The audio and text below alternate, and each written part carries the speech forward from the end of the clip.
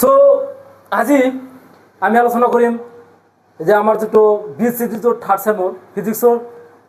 যেটো প্লেলিষ্ট আমি স্টাৰ্ট কৰিছিলো সো আমি দুটা ভিডিও অলৰেডি আপলোড কৰিছো সো এটো আমাৰ 3 নম্বৰ ভিডিও হ'ব আৰু 3 নম্বৰ ভিডিওত আমাৰ যেটো টুৰ যেটো যে নম্বৰ কোশ্চেন এই কোশ্চেনটো আমি সলিউশন কৰিম একদম শৰ্টকাট মেথড কোনো ধৰণৰ টিচাৰ এনেকুৱা ধৰণৰ নকৰে ঠিক আছে একদম 1 সেকেন্ডেৰ ভিতৰত আমি সমাধানটো কৰি দিম কি আছে যে দুটা সিম্পল হাৰমোনিক ওয়েভস কোশ্চেনটো স্ক্ৰিনত দেখিব পাৰিব ঠিক আছে তো কি আছে y1 এৰ ভ্যালু মানে দুটা সিম্পল হাৰমোনিক ওয়েভস যা y1 আৰু আনটো হৈছে y2 সো y1 এৰ ভ্যালু দি আছে 3 sin 90 - 8x আৰু y2 ভ্যালু দি আছে 3 sin 5t - 4x আমাৰ ফাইন্ড আউট কৰিবলৈ কৈছে গ্ৰুপ ভেলোসিটি কি ফাইন্ড আউট কৰিবলৈ কৈছে group velocity okay group velocity that means velocity of g is equal to what তো এই কোশ্চেনটো আমাৰ বাই গ্ৰুপ লৈ কৈছে কোশ্চেনটো বুজাত কোনো প্ৰবলেম আছে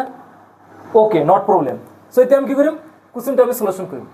সো কোশ্চেনটো আমি 1 সেকেন্ডেৰ ভিতৰ সলিউশন কৰি দিয়েছো কোনো ধৰণৰ কথা নাই কোনো ধৰণৰ ফৰ্মুলা জানাৰ প্ৰয়োজন নাই সিম্পল কথা যদি আমাৰ গ্ৰুপ ভেলোসিটি যদি বাই গ্ৰুপ লৈ দিছে তেতিয়া হলে কোনো ধৰণৰ কথা নাই ইয়াতে চাব লাগিব এই যে টিৰ আগত যেটো টার্ম আছে এটো লিখিলো 80 যে আগত যেটো টার্ম আছে এটা আমরা বিয়োগ করে দিলু ডিভাইডেড বাই 100 আগত যেটো টার্ম আছে লিখিলু এই তলটোর 100 আগত মানে y2 ইকুয়েশন তলটোর যেটো 100 টার্ম আছে লিখি দিলু সো 9 এর পৰা 5 বিয়োগ কৰিলে কিমান থাকিব হাতৰ আঙুল গুলি কৰিব পাৰা যিকি নক কিমান থাকিব 4 থাকিব ন 4 আৰু এটোৰ পৰা যদি আমি 4 বিয়োগ কৰো হাতৰ আঙুল গুলি কৰিব পাৰা কিমান থাকিব 4 তো সিম্পল অঙ্গৰ ক্লাস 1 পুলানো মানে 1 লৰ সলি কৰিব পাৰিব এটো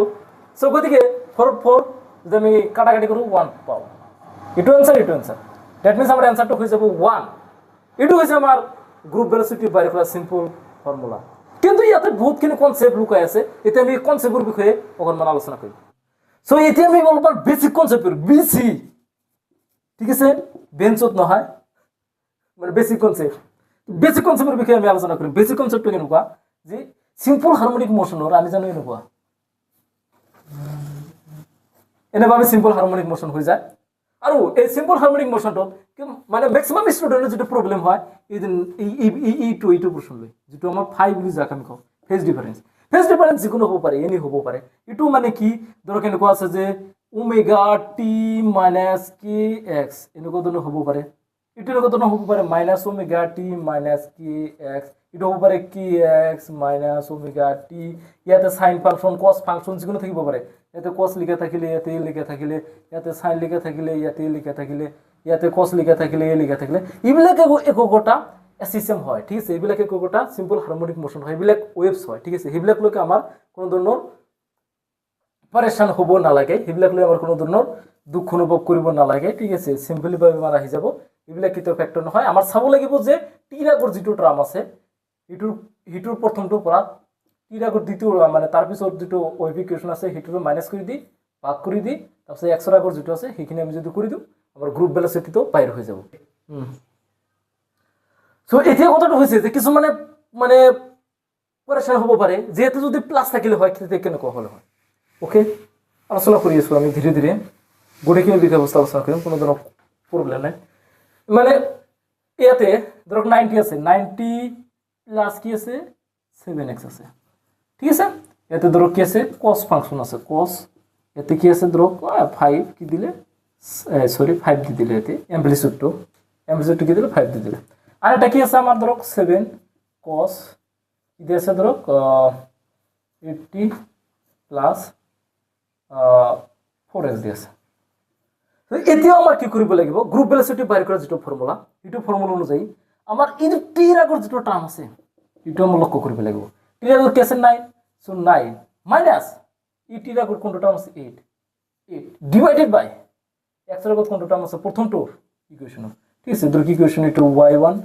ইকুয়েশনটো কি y1 নদরে আমি সাইড রুল সাই গ্রিক ওয়ার্ড সাই1 এটা আমি দিলু কি সাই2 ঠিক আছে সাই গ্রিক ওয়ার্ড সাই বুলি কোৱা ঠিক আছে সো সাই1 সাই2 ধৰিছো আমি y1 y2 ধৰিব পাৰো যিকোনো ধৰিব পাৰো আমি হেবিলাক লগে আমাৰ কোনো ধৰণৰ প্ৰবলেম নাই আমাৰ জাস্ট মনত ৰাখিব লাগিব এইখিনি কনসেপ্ট তাৰ পিছত কি হ'ব x এৰ আগৰ তো 7 মাইনাস কি যাব 4 মানে মাইনাস তো হ'বই এইটো গ্ৰুপ ভেলোচিটি ফৰ্মুলা যদি আমি এজ এ ফিজিক্সৰ ভাষাত যদি আমি ফিজিক্সৰ ভাষাত ক'ব বিচাৰোঁ এইটো ফৰ্মুলাটো এনেকুৱা হয় যে group velocity that means the BG is equal to d omega by d কি আছিল x ঠিক আছে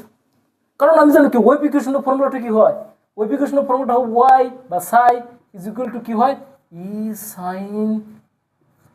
ওমেগা t মাইনাস kx বা প্লাস kx হ'ব পাৰে হেতু ডাল কথা না কিন্তু আমাৰ মাইনাসটো হ'ব ঠিক আছে সো গতিকে এটো যদি আমি সলিউশন কৰি দিও তাহলে কিন্তু আমাৰ এটো group velocity that means bg group velocity কি হ'ব আমাৰ বাহিৰ হ'ব এটো হল আমাৰ গ্ৰুপ ভেলোসিটি বাহিৰ কৰা